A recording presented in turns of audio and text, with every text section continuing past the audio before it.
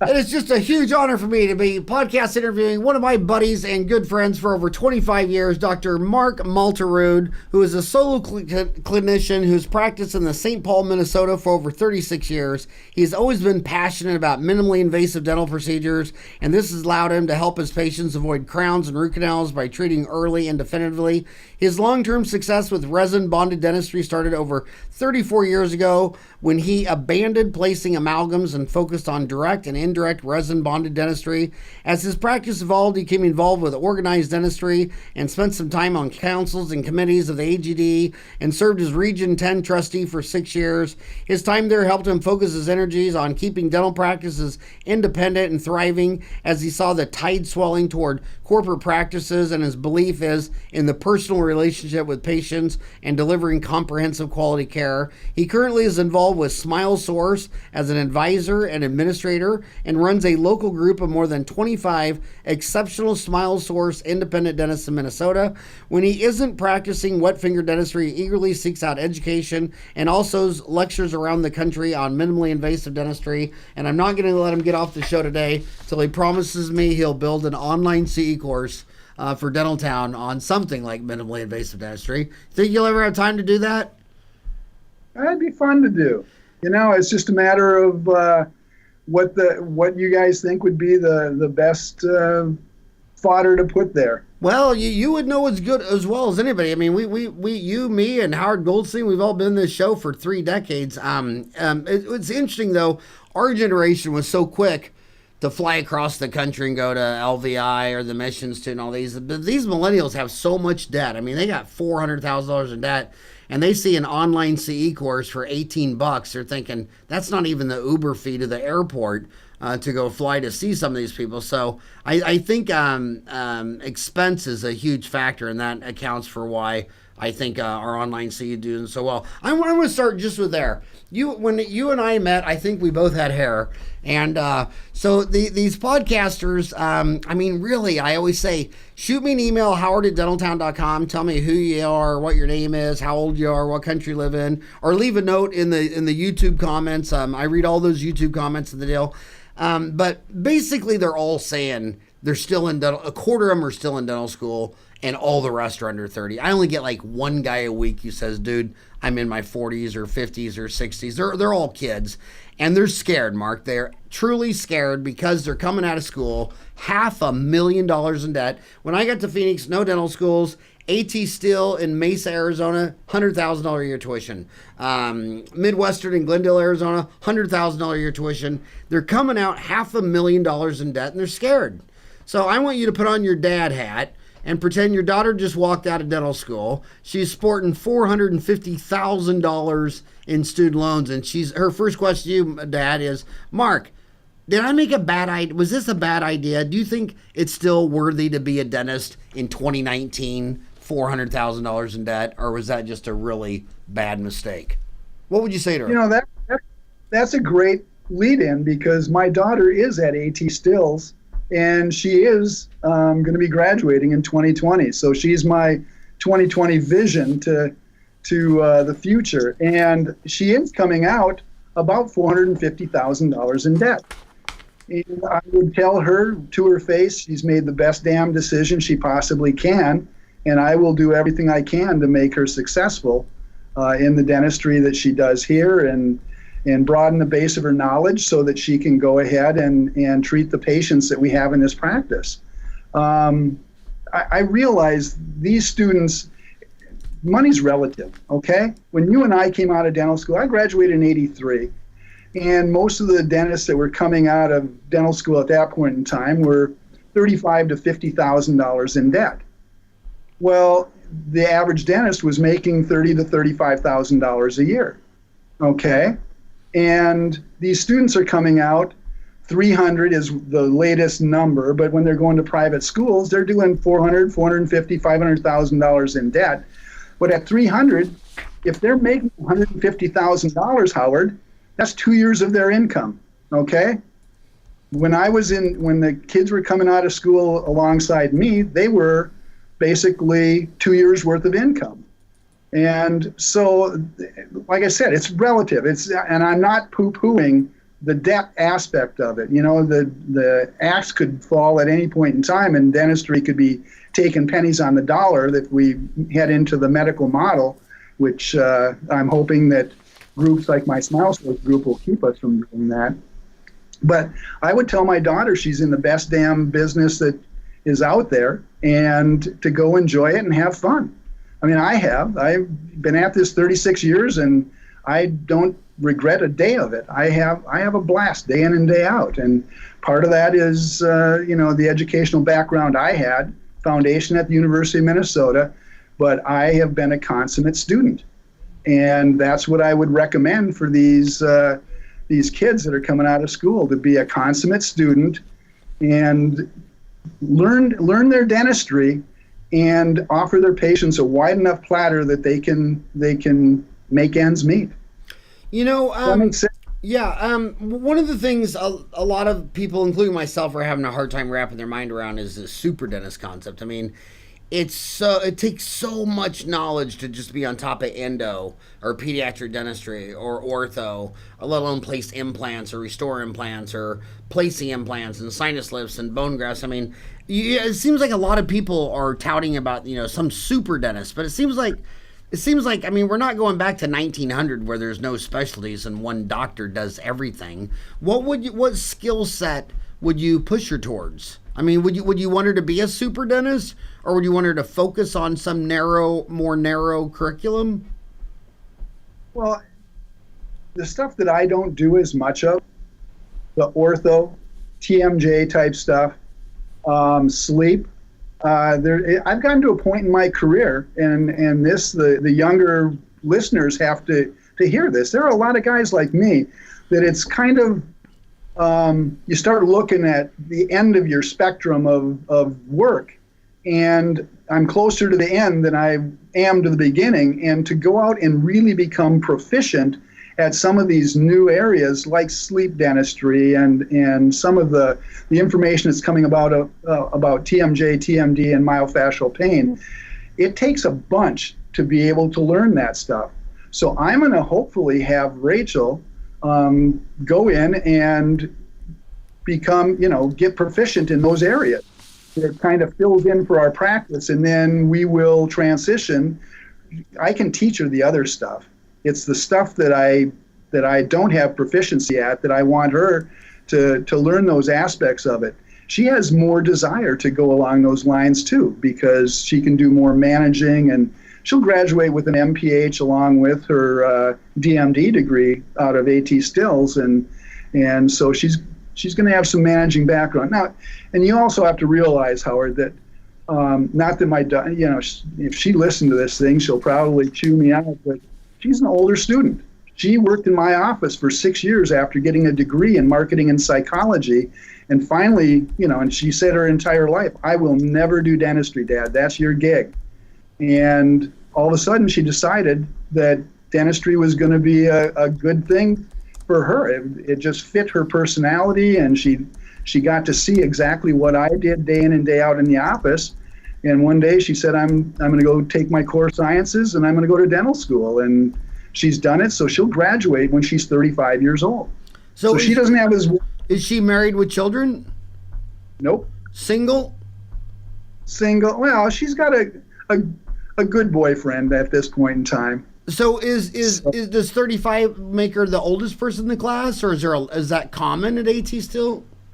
Well, I believe there's one or two that are older than her, but she was she ends up being one of the older people in her dental school class. We had a guy like that when when I got accepted to dental school. My gosh, the first week I was still 20, and they kept having all the entrance meetings at these bars, and I'll never forget standing out at Redbird's bar across from University of Missouri Kansas City Dental School, and this teacher asked me, he goes, "What are you doing out here?" And I said, "Well, they won't let me in." And I said, "I'm only 20."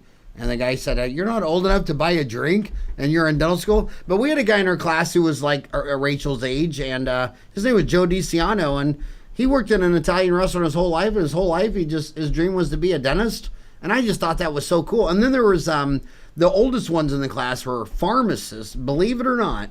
They were pharmacists, and they all had one thing in common. They became a pharmacist. They did it 10 years, and after the second or third time, someone stuck a gun to their head, stealing opioids. One was from New Mexico. One was Kurt Van Glennon out of Hayes, Kansas, and they were tired of being robbed. He said, "Man, I didn't go to pharmacy school to die." And so they wanted to go into dental. They were always telling our class, this is before anybody knew of opioids. I mean, nobody in dental school ever told me that it was an abused drug and it was a problem and all that. But man, Kurt Glendenning was telling the whole class, he goes, do not ever have this stuff in your dental office. You have this stuff in your dental office, you're going to be looking at a gun someday. And but anyway, so that's so cool that Rachel's following her dad. So she's going to do the stuff you don't do, which is ortho, TMJ, and sleep. Yeah. And then what are you mainly doing? What are you going to be teaching her? What's your bread and butter? I do implants, restorative dentistry to the nth degree, building full mouth reconstruction if I get the cases coming in. We don't market heavily towards it. But my real forte in this office, what is really, driven the dial is I have a significant number of patients that seek us out because of the minimal invasive aspect of our practice. And it has become a strong driver of new patient flow, and it's almost organic, and these groups get together and they talk and they pass the word on that they are happy with what they're seeing and doing and having done at the office. So we get a lot of people coming that way. And, frankly, a lot of these people are seeking dentists that have a less crown happy type of a philosophy. And I'll use that term because when you start grinding a tooth down for a crown, it's easy dentistry for you and I. I mean, it's the simplest dentistry that we can possibly do, okay? But it's also quite abusive to the tooth. And consequently, anytime you're removing extra tooth structure to make it so that a crown will be able to fit on that tooth, I think the tooth structure belongs to the patient. We should leave as much of it as possible. And ultimately, down the road, we are going to have better materials, better techniques, better equipment to be able to restore that tooth. And I'll have much more to work with, or Rachel will, or whoever follows down the road will have more to work with, so that they can restore those teeth and keep them vital for a longer period of time. Well, by practicing this way, and I literally abandoned amalgams back, it was 35 years ago. I'm at 36. It was just a second year of practice. I said, that's it. I'm done doing amalgams. I'd met Paul Belvedere. You recognize that name. And Paul lives in the Minneapolis-St. Paul area where I'm at, and he taught me how to bond teeth appropriately, and I've been doing it that way for years and years and years, and I'm seeing, 30-plus-year-old restorations with crappy materials still working pretty well in people's mouths, and now the better materials and the better equipment and I'm expecting my restorations to last 25, 30, 35, 40 years down the road. And I fully expect them to do that. And that's pretty bizarre, considering that 5.7 is the national average when they do a meta-analysis of how long restorations last. Yeah, and Paul Belvedere passed away at age 87 of edema, passed away with his family. That guy was just a legend. Do you miss Paul?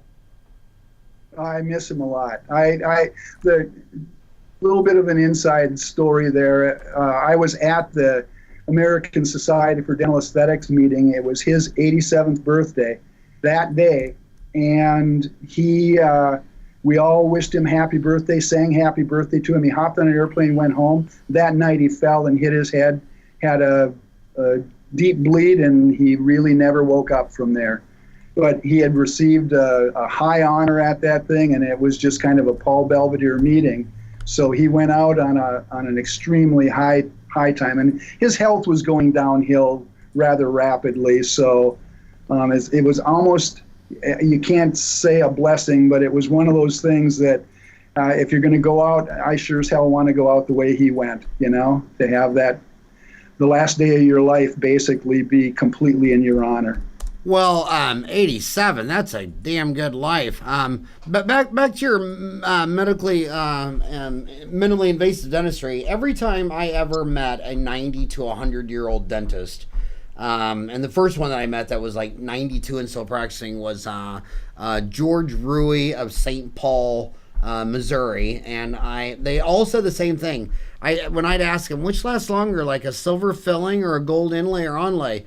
And they'd always lean over and they'd say, the tooth that lasts the longest is the one nobody ever touched. When you drill on a tooth and do a filling, it's going to come back to bite you and need a crown. And then you do a crown, then it's going to come back and need a root canal and a crown. You do a root canal and a crown, it's going to end up getting extracted. Then you're going to do a bridge, then you're going to extract So when you follow that patient 10, 20, 30, 40, I used to cringe at the cosmetic revolution when it came out because you and I were at the forefront of that cosmetic revolution. It was led by Ivoclar, Vivadent, LVI, all these people like that. And they were getting all these hot little, young 25-year-old women who wanted movie star teeth and doing veneers. And I used to think, oh my God, that girl's 25. What's that going to look like when she's 35 or 45 or 55 or 65 or 75 or to be as old as Paul Bell? So I want you to tell these young ones who've never seen their dentistry 10 years later, what happens to the upper 10 teeth when you peel off all the enamel and do 10 upper veneers to make her look Instagram hot? What does that look like 10, 20, 30 years later? You know what? Most of the time you're seeing some stains around the edges. If they're bonded well, they'll do fine. I actually did 6 veneers on my daughter because she had some heavy wear. They look really good at this point in time, and I guess we're about 12 to 13 years down the line. But that's not the norm. It really is not the norm. And what ends up happening is 10 to 15 years down the line, they start getting stains around the edges. The smile doesn't look good anymore. And you start talking about replacing them. So if they're 20 years old, they're replaced at 35, they're replaced again at 50, they're replaced again at 65. And I mean, think of the investment that these people have started to go down that path, to have their teeth whittled down and put veneers or crowns on them. And it's really quite sad. And so you can save them a lot of heartache by doing some minimal invasive things. I mean, I have one patient that came to me because she wanted me to do 6 veneers on her front teeth. We ended up doing basically bonding on one tooth and whitened her teeth because they were modeled and colored. We got them to match up really nice, and Invisalign. And for about half the price of what she would have paid for the other work that we were going to do, she has a smile that'll pretty much last her a lifetime. And it's her natural smile, and the nerves inside the teeth aren't being, traumatized multiple times down the line. So you're placing your own implants and restoring them? I've been placing implants since 1985. So basically, what would you tell a young kid? They're coming out of these schools, like your daughter Rachel. She's going to come out of that AT still. She just never will have placed a single implant. So their question to you is, how do I learn how to place implants? Do I pick a system first, a teacher, a mentor? Walk them up that stairway, how they can go from graduating. You know what I would do first of all, getting out of dental school, and I did not do this, and that's why I'm telling these students it, find some mentors. Not just one, find some various mentors that you can spend some time with. I gladly, I'm right close to the University of Minnesota, and I have University of Minnesota students come over and look over the shoulder and, spend some time in the office to try to get an idea of if this is some type of a, practice that they'd like to be involved with, or, down the road, if that's the type of practice they'd like to do. I get the opportunity to lecture over there for the AGD.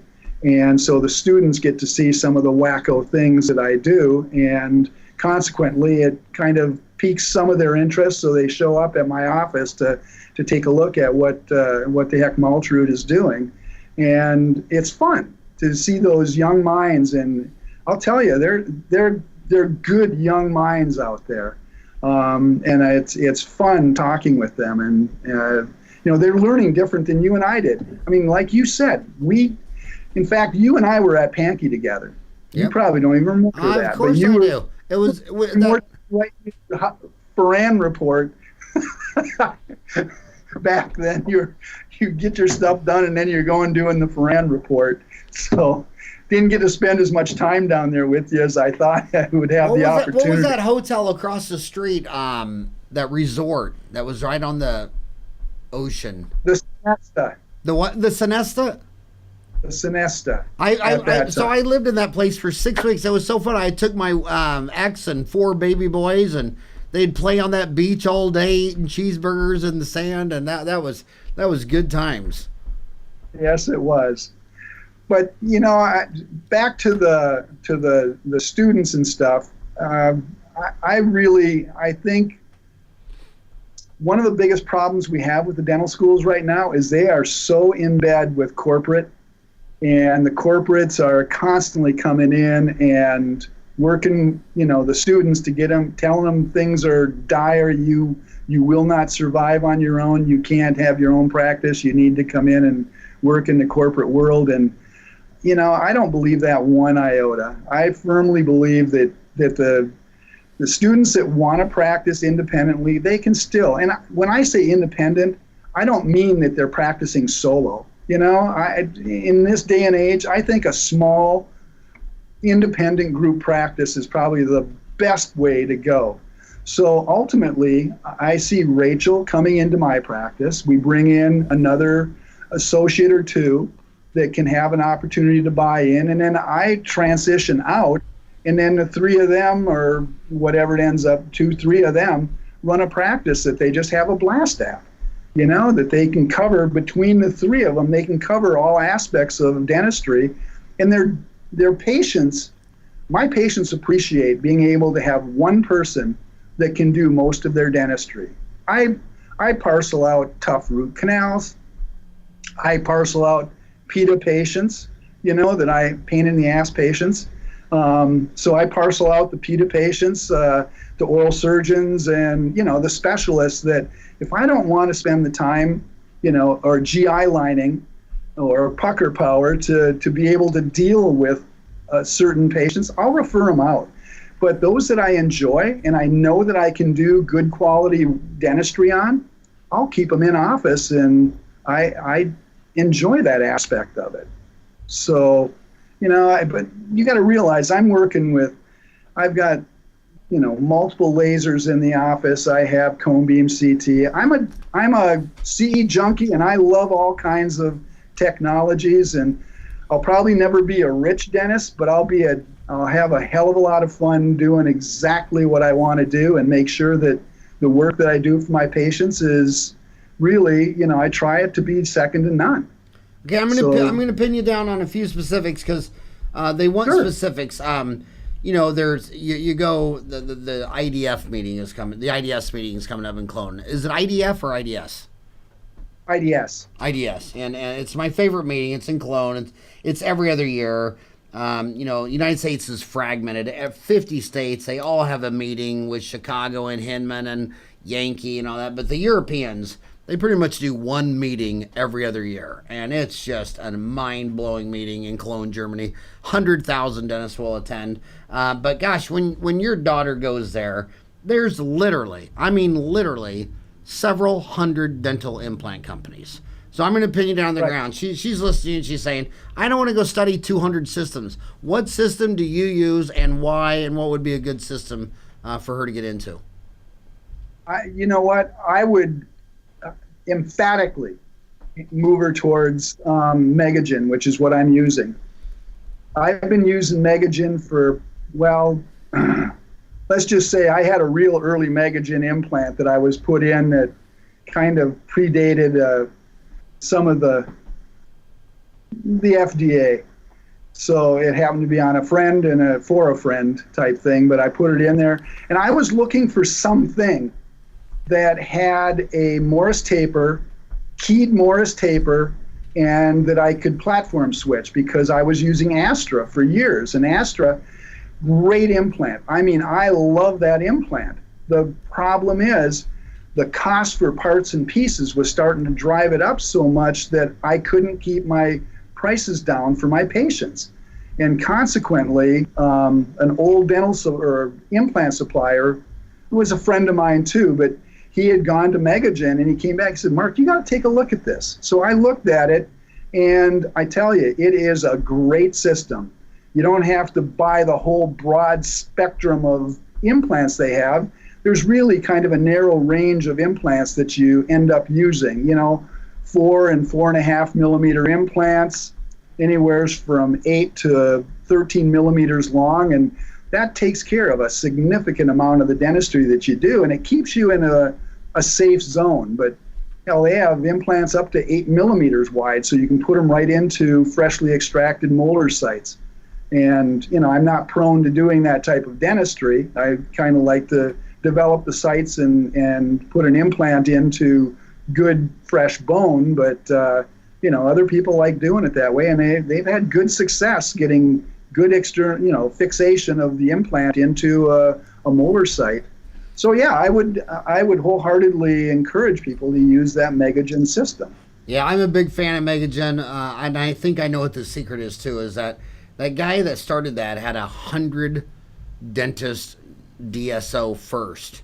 So when he got into the implant business, he could go from an idea to have it milled out in 100 of them milled out in a week in the basement, and then have all of his doctors have them placed in another week. So his product cycle, I think the European product cycle was, we're going to ask a bunch of dental school teachers to study this. They're going to get back a year or two later. Then we're going to talk. And I think they took the product cycle from 5 years to about a year. And that's also why the clone meeting is every other year, to give time for all the dental manufacturers to come back with their new product line. So most of your dental R&D is timed to be released at the IDS meeting in Cologne, Germany. So right now you talk to any R&D department, they're just putting the finishing touches on their big old presentation product rollout in March. I want to pin you down on implants. Is CBCT the standard of care? If she wants to get in implants, would you also recommend her investing in a CBCT? If yes, which one did you buy and why? I firmly believe that CBCT has become the standard of care. It's pretty tough. I don't know how defensible you would be if you're placing implants and utilizing something other, utilizing a panoramic x-ray. And going in and not realizing there was an undercut in a place, and all of a sudden you hit one of the lingual arteries or something that come through the lingual plate of bone and have a problem. You'd be virtually indefensible from that perspective, because they'd ask you, did you have a cone beam CT to see that anatomic structure? No, but I bone sounded. Well, they didn't bone sound clear down to the where the undercut was. Do you remember back in the 80s when we'd have a pano and we'd get all excited because there'd be some grandma with like an inch of mandible, and you're like, oh, this is perfect. And then by the time you got in there and did surgery and flapped it all back, it was like a piece of paper. And before you lowered it down, before you could have 5-6 millimeters or width, you're about into the inferior alveolar canal. I mean, and what's funny is all the legendary implant gurus, they all placed 20, 30,000 implants without a CBCT. They were all on panos. Yeah. So which CBCT did you get, and what did it set you back? I bought a Plan Mecca. Plan Mecca. So same here. I had a Plan Mecca, basically because I knew the technology that they had was something that they kept the same platform, and you could switch out tube heads and do things. So it was very upgradable. Whereas if you were utilizing any of the other manufacturers, they were coming out with new models, and you basically, if you wanted to get a wider field of view or you wanted to change things out, you just had to sell your machine at a huge loss and then order up something else. And so, I've done a couple of upgrades on my cone beam CT, and it's just a matter of, changing out some minor stuff, and it's okay. No Is that big the deal. true story? Because I heard another rumor why you bought that one. Okay. Because you're Mark Malterud, a Viking, and you bought Plan Mecca because it's from Helsinki, Finland. Isn't this the old Viking network, the good old boy Viking network club? Could be Northern European influence, but it's the work ethic of the people up there. Yeah, exactly.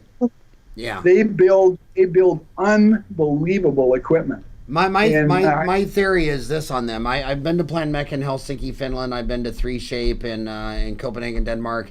And those guys, those dentists there, they point blank told me, they go, dude, in the winter, it's so cold for so long. There's only two strategies. You either work hard 10 hours a day, 6 days a week, all through the winter, or you become an alcoholic. And you can't go outside when it's 20 below zero and there's only 4 hours of sunlight. So, man, during the winter, nobody works harder than Scandinavians. And then in the summer, that's when they tear it up, cut loose, go to the French Riviera, the Mediterranean, whatever. But, man, they just put their nose to the grindstone at fall, and they don't come up for air until summer. And I think that's one of the huge secrets of their success. So you bought the Plan Mecca, so did I. Laser. Why did you buy a laser? I started out years ago with air abrasion, okay? And I was sold to me back years and years ago that the air abrasion was going to phase out, which it hasn't. I still use it every day for my bonding. Which one did you buy, the Creative, or did you just go with the Creative? Okay. Yeah, you and I both bought it. From Kim Cooch was lecturing on that back in the day. And Bill Brown. Okay.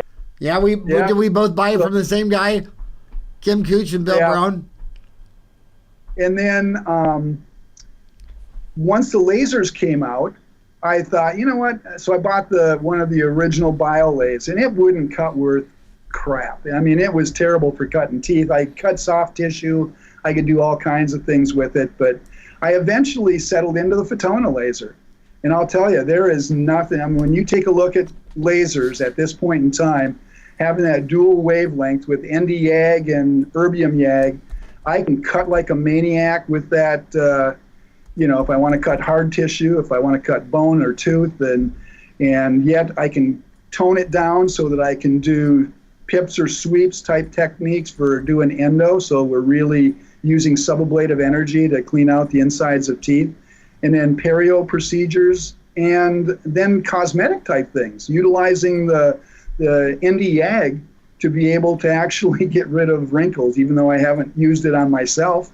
But it's the same dang laser that they're using in the cosmetic industry. It's just different hand pieces. So that's something else Rachel's going to get into, is going more to the aesthetic side of facial aesthetics, because I have no wishes to go down that route, even though I did buy some hand pieces and stuff to be able to help with snoring and sleep. But so you bought the Photona laser. Photona, yeah. And the CEO of that is Keith Bateman, right? Keith is vice president. Yeah, he's one of the main guys for it. I always remember his name because his nickname is KGB. It's Keith G. Bateman, and everybody called him the laser KGB. So are you using that Photona more for hard tissue or soft tissue, or both? Combination. I'll tell you, if I have somebody with a hot joint, it's a TM joint, if I just take extraorally with the ND-YAG and literally laze the tissue for a minute, you can pretty much reduce down the inflammation in the area rapidly utilizing, the biostimulation or low-level laser stimulation. So, I mean, it works out great for healing, for, cutting tissues. I don't use it as much for cutting preparations as I do for bone and, basically implant uncovery. I haven't had to yet utilize it for salvaging implants, but the ND-YAG or the erbium-YAG, utilizing it in that area for perio around a failing or an ailing implant works out beautifully. utilizing some of their tapered tips so you can get in there and clean out the threads and stuff of an implant and get rid of granulation tissue and degranulate the area. And then ultimately I'm using it. There's another avenue of dentistry that I've been doing of late, and that's utilizing ozone in my practice. So I'm using it for inflammatory processes and cutting down infections. I've been using it for 10 years now, and I couldn't even tell you the last time I had a localized osteitis from an extraction. And I do some pretty tough extractions, and consequently we just don't have any types of infections coming on afterwards when we're rinsing with ozonated water and sometimes bubbling ozone gas into the area. Because ozone and oxygen create a very, very strong antimicrobial. So why has ozone always been more popular in Australia, New Zealand, South Africa? Why do you think it hasn't taken off in the United States to the level it's taken off in those three? Just like when I read publicly traded stocks that are in the dental implant business, they always point to imagine what their U.S. sales would be if the dentist placed the same number of implants per 10,000 people as they did in Germany and Korea. I mean, the upside on dental implants in America, I mean, it's going to be an easy double and then double again. I mean, in Germany and South Korea, the average general dentist places one every week. I mean, we're nowhere close to that in the United States. So again, why do you think the Germans and the Koreans, the general dentists, all place implants and the Americans hardly do? And why is ozone more popular in South Africa, Australia, New Zealand than the U.S.? I think it's because of our FDA. They scared the crap out of the U.S. doctors. We can utilize ozone at will in our practices. You don't want to hurt anybody with it. And it's almost impossible, actually, to hurt anybody with ozone. It's extremely safe. It's extremely efficacious. There are very few, and that might be an area, come to think of it, along minimal invasive lines, that might be an area that we do some type of a continuing education in the realms of ozone. I don't know if you've had anybody do that yet. No. It'd be interesting to see if it might fly, but I'm telling you, if you get the information out there and educate the masses about the safety of it and how efficacious it is, I'm an extremely strong believer in it. I show a case when I'm lecturing of a guy that I literally was putting in implants, and I had a snap-on smile to gain his vertical, so it gave us a spot to start from with his reconstruction. And in the interim, we were going to put in some implants. Well, he ended up just basically trashing his mouth in a period of less than 2 weeks.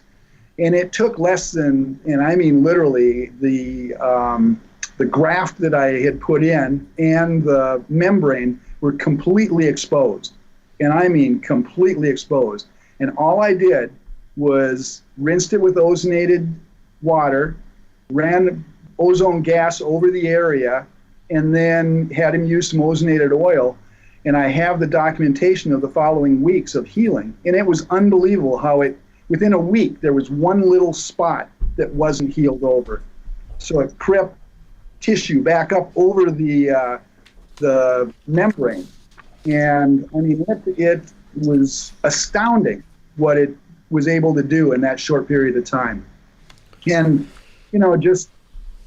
I'm off on a tangent with you because I don't think you even knew that I was doing ozone. I didn't put that down in my bio, but it seems to be a bigger and bigger part of my practice day in and day out. And people are starting to seek us out for what we do with the ozone too. And who are you buying? Now that's O3 and Theracal? Well, that's what I'm using for my root canal, or to avoid root canals. One of the things that I am doing is that when we get a pulpal exposure and even a carious exposure, I had one this morning. Wasn't expecting it at all. the caries wrapped around to the lingual of the, of a really, really strong lingual cusp, but the decay wrapped in there. And I'm scooping out decay, and next thing I know, I popped into where the nerve was, and I'm like, oh man, didn't really bleed to any extent, cleaned up the area, hit it with ozonated water, hit it with ozone gas, and laid Theracal on it. And once the Theracal was in there, we went in, air abraded, finished the preparation up, and bonded it. And I am now probably about 220 teeth over the last 6 years since I started using Theracal and ozone, and I've lost 10 nerves in that time. And if you saw the size of some of the exposures that I've had, most doctors would say, are you crazy? Trying to even possibly do a pulp cap on something like that? And these patients, many of them that come in, it's either they're going to have their tooth extracted, they don't want root canals, and I can't convince them that the technology has changed on root canals, that we can do things better and we can clean the canals out better than what was done years ago with root canals.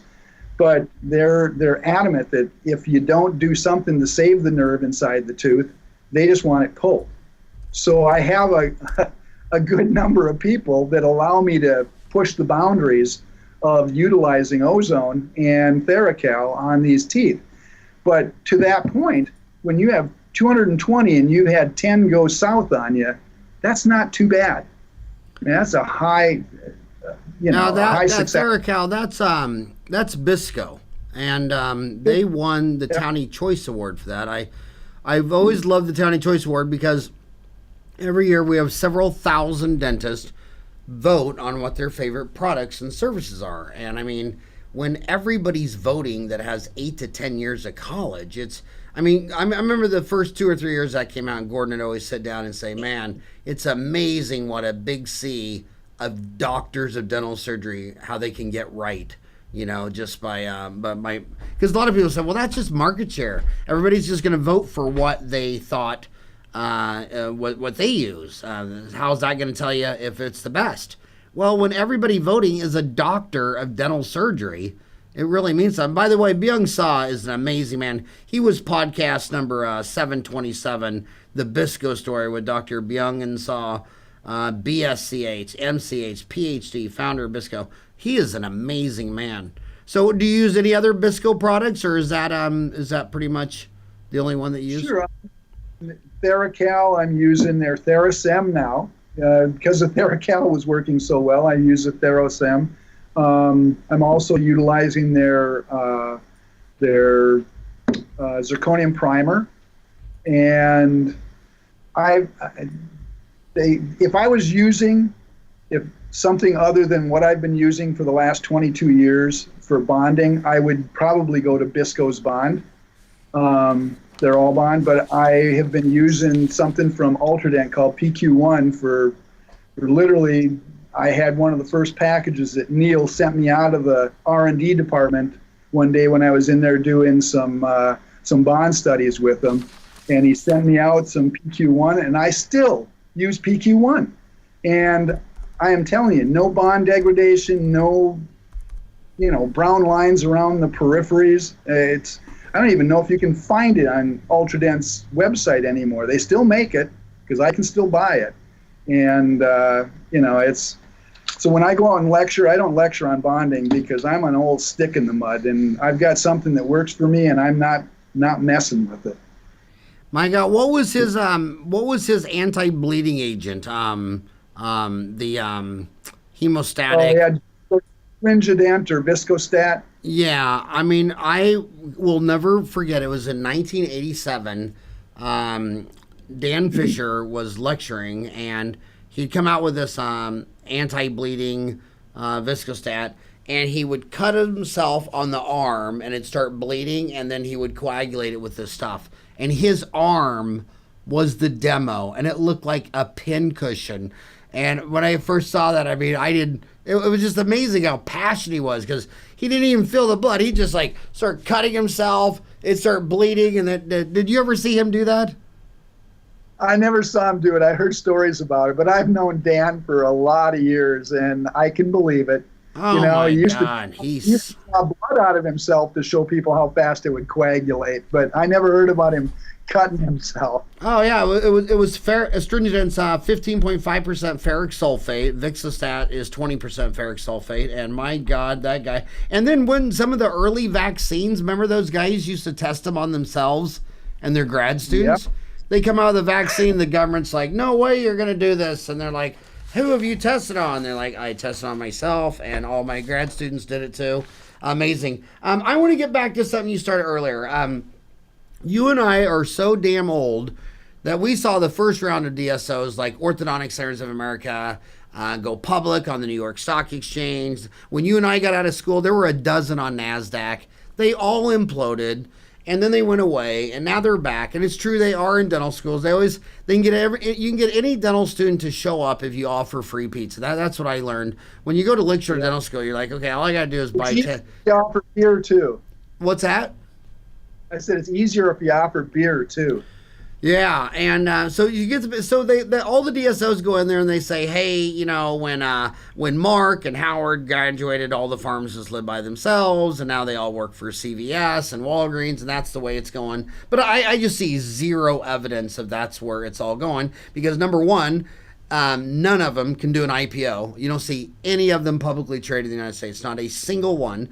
But you mentioned at the very beginning that you were also working with Smile Source, and that you're a big believer in non-DSO private practice. What is Smile Source, and why are you involved with that? That's Trevor Marr.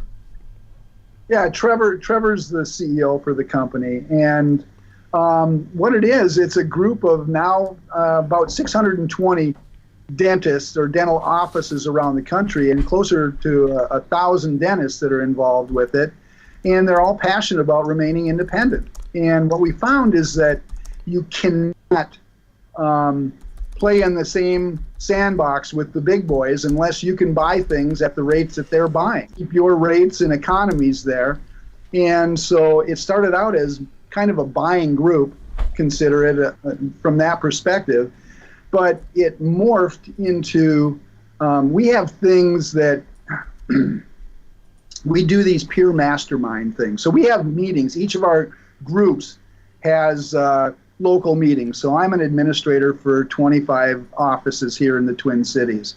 And we have a meeting 5 times a year, meetings 5 times a year. We have things called a peer mastermind, okay? And what it amounts to is we discuss issues that are happening at that time. It's a problem in somebody's office, and we shoot it around the room, and people get to comment, ask questions about how it's, why are they at that point? How did this happen? How did that happen? And then we each give our opinion about where we'd go with it.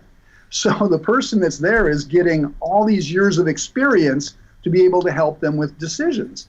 And we had one young lady that came in, and she had to have a heart-to-heart with one of her employees, and she was literally losing sleep over it.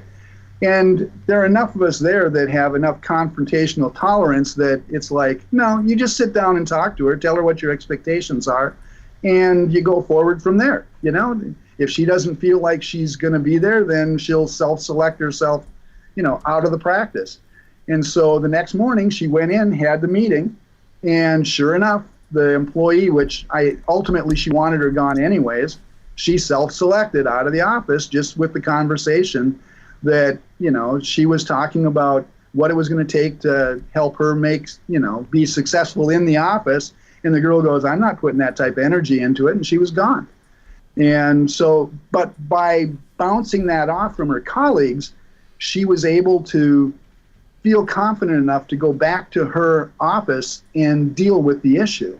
And we see that week in, or, meeting in, meeting out, that there's always something good that comes out of it. Decisions to sell one of a practice that maybe isn't performing as well as the doctor wants it to. And one of our other members bought the practice from another member. So, because she needed to expand because she had an associate that needed more time. So it morphed into much more than just a buying group. And that's what I enjoy about it. And it's kind of like you've got a good group of doctors that support each other and will help each other become, maintain their success.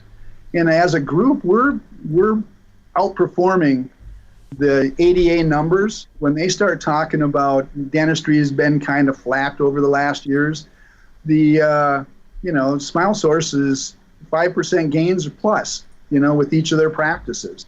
And the average practice is probably about, $1.1 million, which doesn't sound like much to you, but most of them are solo practices. And, guys like me that, I'm only seeing patients 3 days a week. But we're producing a lot of dentistry in a short period of time. And so let me go back. Didn't Smile Source, didn't they cut their teeth on ophthalmologists or opticians? Yeah. Yeah, so what happened? And what blew my mind on that story is, didn't they get something like 2/3 of all the opticians or something like that? What was talk about their optician roots first? Well, Vision, which is what Smile Source came out of. There were some doctors. Glenn Ellisor was the guy, and some friends of his down in Houston. They found that they could buy a bigger ad if they put their names together. This is back in the Yellow Pages times. And so because they were going up against the Pearls and all the different corporates that were out there that had the front full page ads in the Yellow Pages. And so they decided they were going to get a group together, and they would get Yellow Pages ads, and they'd rotate through where the calls were coming from. And so they worked that aspect of it. And then ultimately, they found out that if they bought larger volumes of things, that they were getting economies. And so they kept getting guys wanting to join in in the Houston area, and pretty soon people from out state wanted to. And so they set up a franchise model. And ultimately, you end up owning, for legal purposes, it's called a franchise. Even though you are completely independent, you buy your own products, whatever your own formulary is, you can buy. It's just that by being a large group, you have the buying power. So they did that with Vision. And then there was a cocktail party, probably about 7 years ago, or 8 years ago, where some dentists were talking to some ophthalmologists or optometrists and tell them about the corporates coming in, and they told the whole story, and then it just kind of spun off Smile Source from there, because we were going through the exact same thing that they were going through 25 years ago. And so it's been a good story, and it's been good. I'm coming up on, I'm into my getting done with my 4th year, starting my 5th with Smile Source. And it started as Vision Source. Yep. And do you know what market share they got of the opticians? That I don't know. It was high. I mean, okay, Vision Source is a family of over 3,300 locally owned optometric practices collaborating to provide quality professional. So they got 3,300, and I think there's only 5,000 in the United States. I mean, they basically got 60%. And that's what blew my mind. The first time I heard those guys lecture was when they came to Phoenix. I went and checked them out. And I was blown away. It's like these guys got 30 years experience getting 2/3 of a market, and then they set their eyes on dentistry. And now you're saying they're up to 600 offices with 1,000 dentists and 600 offices. So what does that cost you a month to join? And are you a happy customer? Would you recommend other people join Smile Source to maintain independence? Absolutely. And the amount, that's something that is part of a franchise fee. I have to I cannot tell you the exact amount, because that's something that because you wouldn't get it right. I bet not. I bet if you asked every single dentist on Smile Source how much it costs a month, I bet every one of them would give it a different answer. They just don't like their accounting. Well, what ends up happening is that let's just put it this way. The amount that you pay for Smile Source comes back to you threefold with the savings that you get. And, there were a bunch of our members that bought cone beam CTs at an unbelievable price, and many of them just bought scanners at an unbelievable price because the big boys deal with us.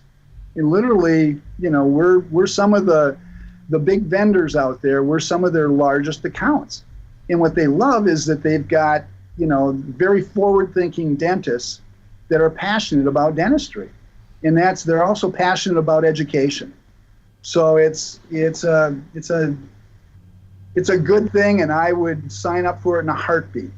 You know, even being an administrator, you ought to get Trevor Maurer. He's the president and CEO down there in Kingwood, Texas. You ought to have him come on the show and tell everybody all about it. Hasn't Trevor been on with you before? Look that one up. 'Cause I'm not sure, but I know he was on some podcast, but I thought he was on yours at one point. I don't know. I lost my internet connection. Do you have internet? Yeah, but if I touch my keyboard, I'm afraid that I'm going to screw something up here so that I'm not going to be able to see you with you. No, this Skype thing is the students that are out there, the young doctors, they're probably laughing their asses off at me right now, but it's kind of like, ooh, I've never done.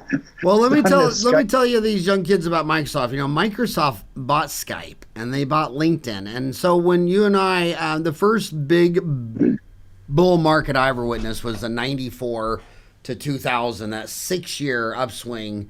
I call it the Y2K. Everybody calls it the internet market. I call it the Y2K market because everybody was trying to get all their hardware and software replaced because Y2K, which means they only had enough memory. Memory was short, so they just did 2 digits for the year 19 whatever, and at 00, the computers would all think you're in 1900. So everybody was buying computers, software, hardware, hand over fist, and then it just stopped right after New Year's Day 2000. And by March, it took till March for all of Wall Street to figure out no one was selling anymore, and then the whole internet bubble collapsed. But in that big write-up, there were 4 big companies, and it was Microsoft and Intel. They called that Wintel. And then there was Dell Computers, whose dad was an orthodontist I met, and then Cisco. And now that all went away. Then now we're back to the other bubble that just started popping 2 or 3 months ago and letting out steam. And they called it the FANG. Facebook, Apple, Amazon, Netflix, Microsoft. Microsoft's in there again. And they have 7 revenue. I mean, they were the only company that was in both at the top of both bubbles. I mean, Microsoft is Bill Gates is probably, I mean, how could he be underrated? He's one of the top richest guys in the world, him and Jeff Bezos and Warren Buffett, but it's an incredible company. But no, Trevor Maurer, I never had him on the show, did I? I don't see him on the show. You know what? Did you see him on the show? No, Were you drinking Viking beer and hallucinating that Trevin was on the show? Maybe some aquavit. Okay, so what? I can't believe, man. We already went over an hour. I can't believe we already went over an hour. I want to go back to one thing on your root canal. To me, it really scares me when I see some 25-year-old dental student walk out of dental school $500,000 in debt. And she tells me, she looks me right in the eye. She goes, "Look, man, I hate endo. I hate endo. I don't want to do it. I want to get into the soft and pretty stuff. I want to get into bleaching, bonding veneers, Invisalign. I want to do pretty stuff, but I don't like blood guts and I don't like molar endo." Then I'm sitting over here thinking, my God, you do the most amazing cleaning on someone. What a service. They come in, they got gingivitis, gum disease. You spend an hour doing a cleaning. Man, you're only going to get $60 for that. But you do a molar root canal, you're going to get $1,000, and insurance will pick up 80% of it. And when you're $400,000 in debt, I really, as your advisor, I don't really give a crap if you like it or not. What would you say to some kid who's already decided at 25 he hates molar endo? How do you get him to erase that horribly expensive thought out of his head? Maybe having him seek out a mentor. like what I was saying earlier, and watch what they're doing with endo and realize that it's not that tough anymore. You know, the rotary endo that we have, or reciprocating endo, and apex locators are pretty damn accurate. So you're going into it with a different perspective. And it's actually quite easy to do molar endo. And now for me, I take it one step farther, utilizing sweeps, or back when we had pips, to go in and use that sub-ablative energy to clean out the canals. I know that I'm getting that thing cleaned out to the point that we're going to have good success down the road. Now that means you're investing in a $65,000, $70,000 laser that's going to do more than endo, much more than endo. So. And where are you buying your ozone? What type of ozone equipment? Who's manufacturing it? You manufacture it on your own. I mean, you've got the ozone generator, and it's a medical grade ozone generator. But where do you get the ozone generator? I bought mine out of Longevity in Canada. Huh. So Longevity up in Canada, and they've got medical the company's grade. called Longevity? Yep. Huh, now are you going to do a course on, you should do a course on your three things that you talk about. CBC, I wouldn't want to practice without CBCT, lasers, and ozones. That'd be a great course or an article.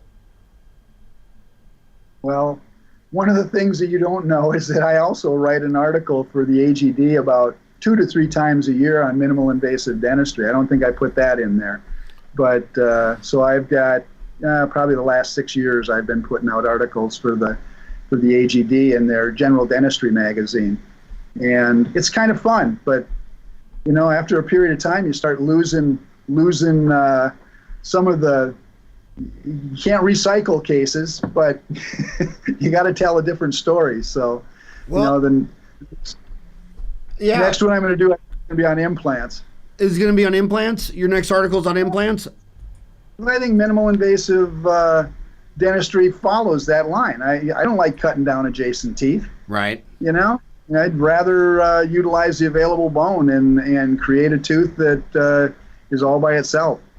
Right. And clean appropriately. Huh. Well, is there anything else? I can't believe we already went over an hour. Is there anything else that we should have talked about that we didn't talk about? Or is there anything you thought I was going to ask you that I didn't? No, I'm surprised that it went as fast as it did. You know, when you're having a conversation with someone that you know, it makes it a lot easier. Now, is it going to be hard to get your I'm trying to, what is the temperature today in Minneapolis, St. Paul, where you're at? I think it got up to a high of 9. Yeah, and it was cold here today. It was 67. Are you afraid that your daughter's gonna say, sorry, I'm staying here in the desert, and have no desire to go back to Minneapolis, St. Paul? There's a Mr. Wonderful down there we got to worry about. So we'll see how that happens. Oh, you mean she got a boyfriend down here? Yeah, she lives. Yeah, she's in the Scottsdale area. She's close to where you're at. In fact, it's going to make it very easy for me to come down to the townie meeting, because you're literally 2 miles from where she lives. Oh, nice! I can't wait to meet her with you. That's just going to be awesome. But seriously, you've been a big friend and role model of mine. I've seen you at these courses for years. I mean, we've been buying a lot of the same technologies, same courses. And what I love about you is you're doing it. You're crushing it in real world flyover America. You know, St. Paul, Minnesota. Whereas so many people think that you're only going to be successful in Scottsdale or Beverly Hills or Key Biscayne or downtown Manhattan, and they don't realize that the majority of the market is that big old Midwest, that flyover state. You know, half of America lives in 147 metros. The other half lives in 19,000 towns. And I just love talking to real world gurus like you who are crushing it in real world America. Well, thank you very much, Howard. And I've followed your career for a lot of years, and it's been fun. From even watching you walk in front of the ADA crowd at the off-site location that they put you at the ADA meeting about 20 years ago, that you said you'd never speak there again, and I've seen you there since. So you must have mended your ways, but well, it's so funny because when I was young and filled with piss and vinegar and pissing everyone off, the old guard, they tried to shut me down. But now all my buddies are the old guard. So most of the people in key positions are the ones like you laughing 30 years ago. Now they're all a bunch of old guys. But I'm continually reminded of all my immature, crazy stuff I did. Oh my gosh, I remember the first time I spoke at the ADA. My whole lecture is the 4 things I hated about him the most. That's just not something. It's not something I learned at the Dale Carnegie Institute on how to win friends and influence people. But my gosh. So now when my 4 boys are being crazy, I just think, I remember crazy. That was me. But man, again, thanks for all that you do. Thanks for coming on the show and sharing all your knowledge. And I cannot wait to see you at the Townie meeting. What's the dates on that? It's March 20 to 23rd, Scottsdale, Arizona, spring baseball training. It's a great time to come down here. And I will see you. I will see you at Townie meeting. Right next to Top Golf down there too. So makes it fun. All right. I'll see you there.